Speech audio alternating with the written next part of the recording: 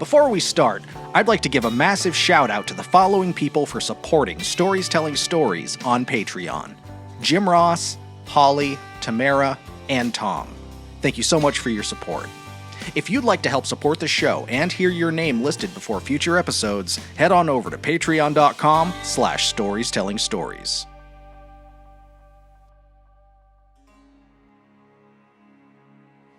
Here we are, and welcome. It is week 13 of Locked in a Vacancy. I am your host, Eric. I'd like to thank you for coming back once again and spending a little bit of time with me here on Stories Telling Stories. This week, we're featuring our first return to an author that we have already examined during this Locked in a Vacancy limited series. In Another Country was published in 1927 as part of the Men Without Women collection of short stories by 20th century icon Ernest Hemmingway. The story is told through the eyes of an unnamed member of the ambulance corps in Milan, Italy, following the First World War, and it's presumed to be written from the perspective of Nick Adams, who, if you didn't know, was a character that Hemingway created that would be able to see and experience the world through Hemingway's own eyes.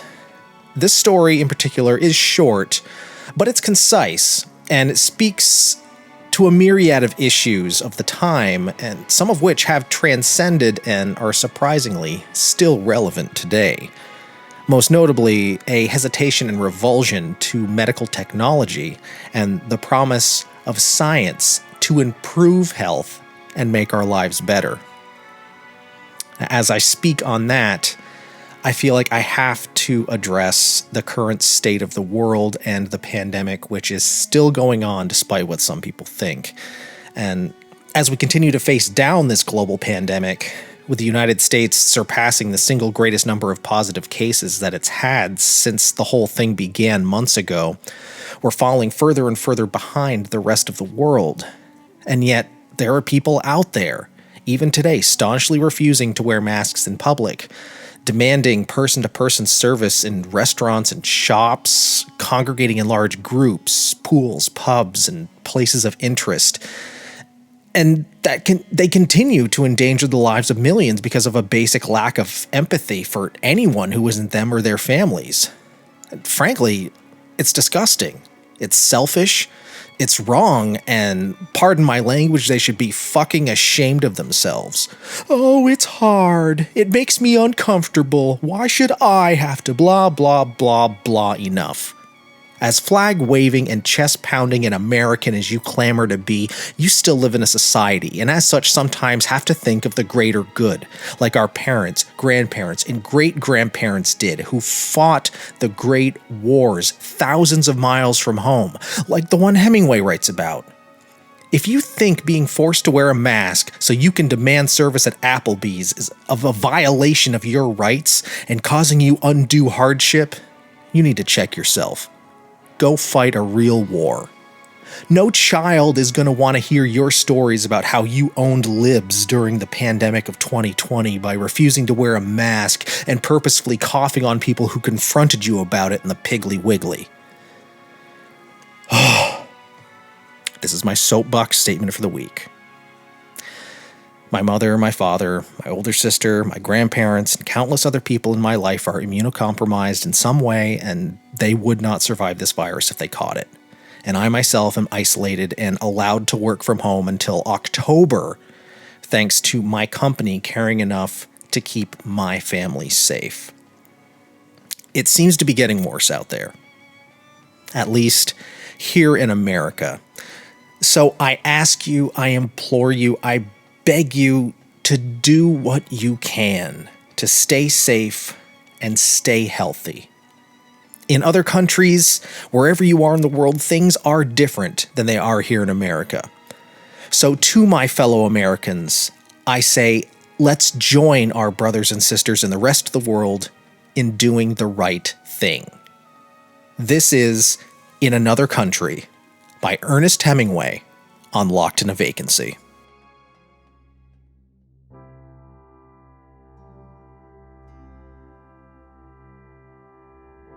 In the fall, the war was always there, but we did not go to it anymore. It was cold in the fall in Milan, and the dark came very early. Then the electric lights came on, and it was pleasant along the streets, looking in the windows. There was much game hanging outside the shops, and the snow powdered in the fur of the foxes, and the wind blew their tails. The deer hung stiff and heavy, empty, and small birds flew in the wind, and the wind turned their feathers. It was a cold fall, and the wind came down from the mountains. We were all at the hospital every afternoon, and there were different ways of walking across the town through the dusk to the hospital. 2 of the ways were alongside canals, but they were long. Always, though, you crossed a bridge across a canal to enter the hospital. There was a choice of 3 bridges.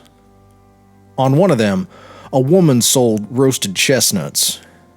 It was warm, standing in front of her charcoal fire, and the chestnuts were warm afterwards in your pocket. The hospital was very old and very beautiful, and you entered a gate and walked across a courtyard and out a gate on the other side. There were usually funerals starting from the courtyard. Beyond the old hospital were the new brick pavilions, and there we met every afternoon. We're all very polite and interested in what was the matter, and sat in the machines that were to make so much difference.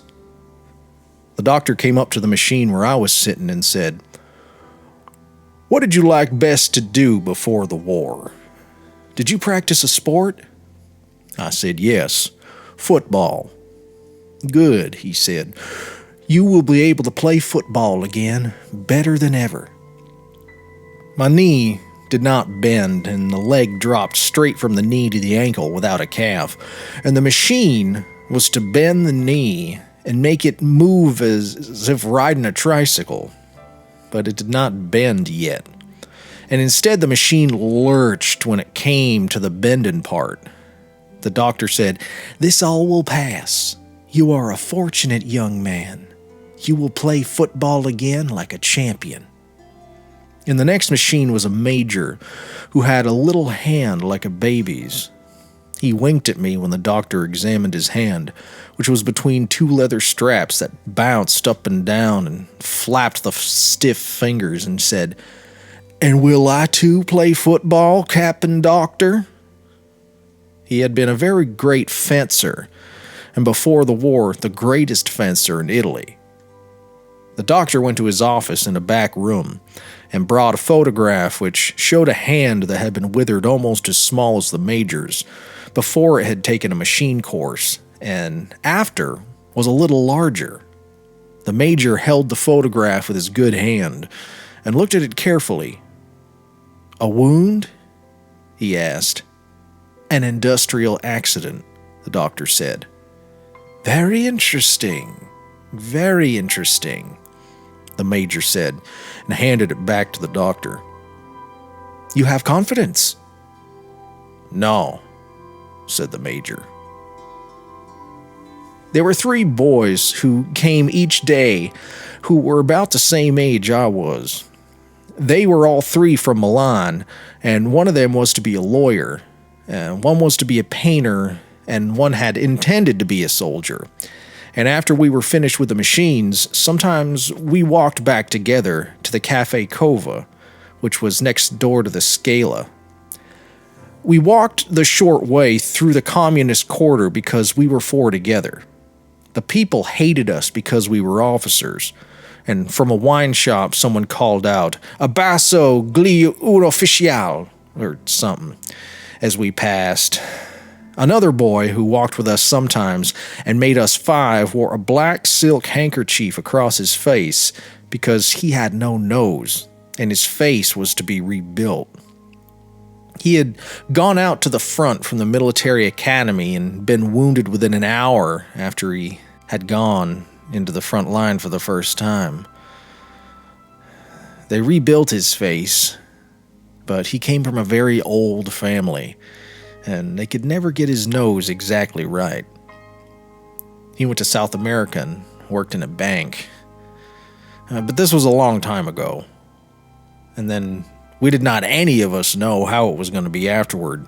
We knew only that there was always the war, but that we weren't going to be in it anymore. We all had the same medals, except the boy with the black silk bandage across his face, and he had not been at the front long enough to get any medals. The tall boy with the pale, very pale face, who was to be the lawyer, had been lieutenant of Arditi and had 3 medals of sort, which we only had 1 of. He had lived a very long time with death and was a little detached. We were all a little detached, and there was nothing that held us together except that we met every afternoon at the hospital. Although, as we walked to the cova, through the communist part of town, walking in the dark, with light and singing coming out of the wine shops, and sometimes having to walk into the street when the men and women would crowd together on the sidewalks so that we'd have to jostle to get by, we felt held together by there being something that happened there that they, the people who disliked us, did not understand. We ourselves all understood the cova, where it was rich and warm and not too brightly lighted and noisy and smoky at certain times, and there was always girls at the tables and the illustrated papers on a rack on the wall. The girls at the cova were very patriotic. And I found that the most patriotic people in Italy were the cafe girls. I believe they are all still patriotic. The boys, at first, were very polite about my medals and asked me what I had done to get them. I showed them the papers, which were written in a very beautiful language, which really said, with the adjectives removed, that I had been given the medals because I was an American.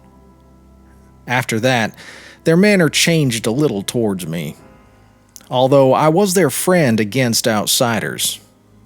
I was a friend, but I was never really one of them after they read the citations, because it had been different with them, and they had done very different things to get their medals.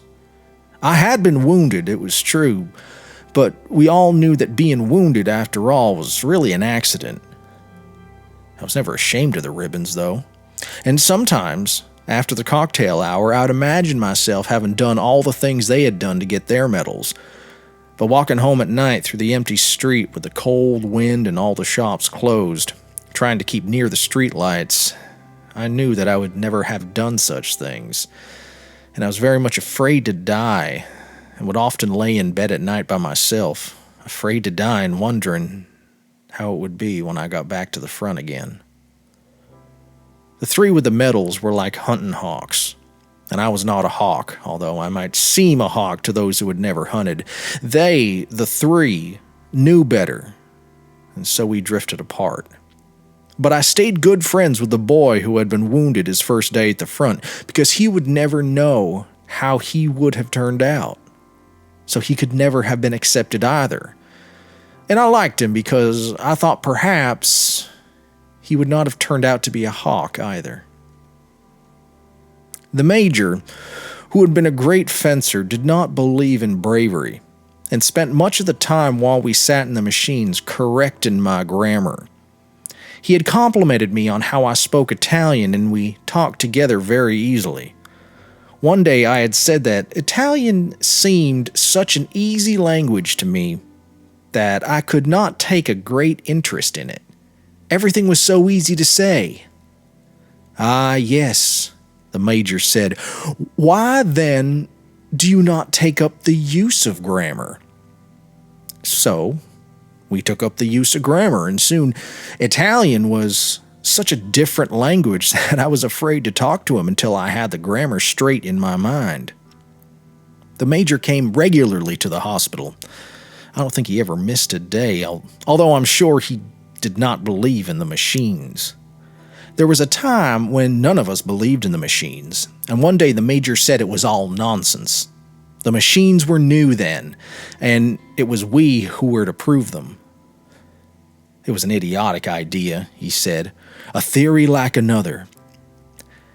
I had not learned my grammar, and he said I was a stupid, impossible disgrace, and he was a fool to have bothered with me. He was a small man, and he sat straight up in his chair with his right hand thrust into the machine and looked straight ahead at the wall while the straps thumbed up and down with his fingers in them. "What will you do when the war is over, if it is over?" he asked me. "Speak grammatically." "I will go to the States." "Are you married?" "No, but I hope to be." "The more a fool you are," he said. He seemed very angry. "A man must not marry." "Why, Signor Maggiore?" "Do not call me Signor Maggiore," he said. "Why must a man not marry?" I asked.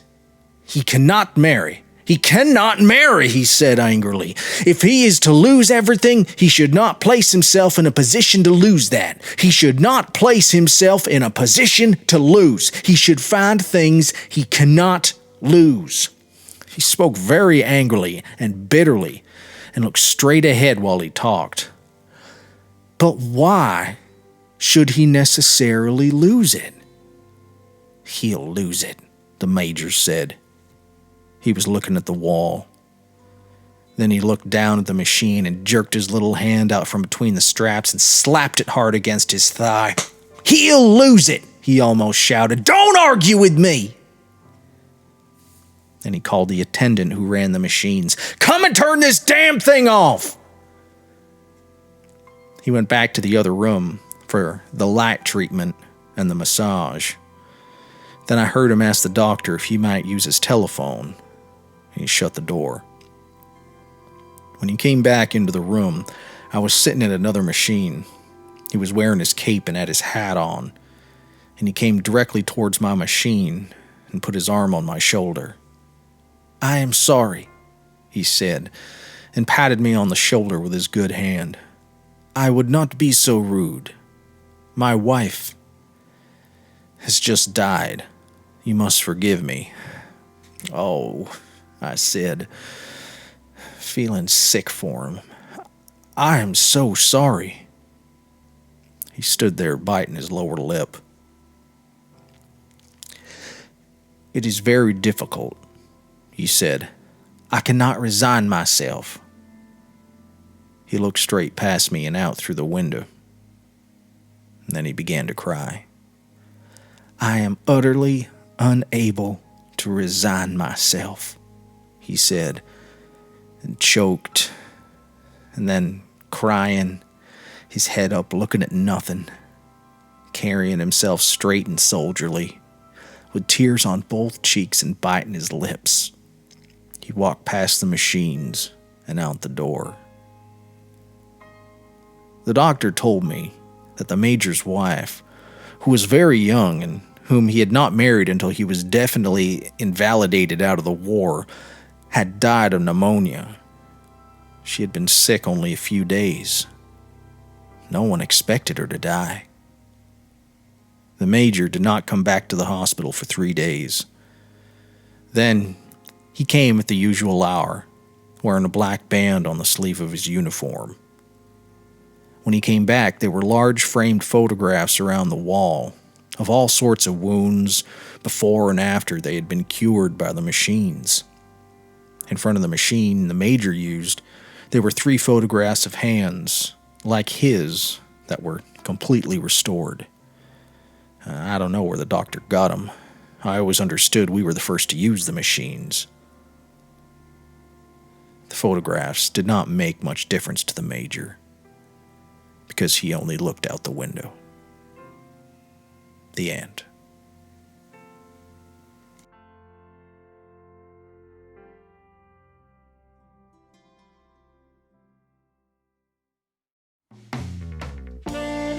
Locked in a Vacancy is produced in collaboration with Stories Telling Stories and STS Media Group, socially isolating itself at Milt House Studios in Milton, Vermont, casting around the globe to your frontal lobe wherever podcasts are found.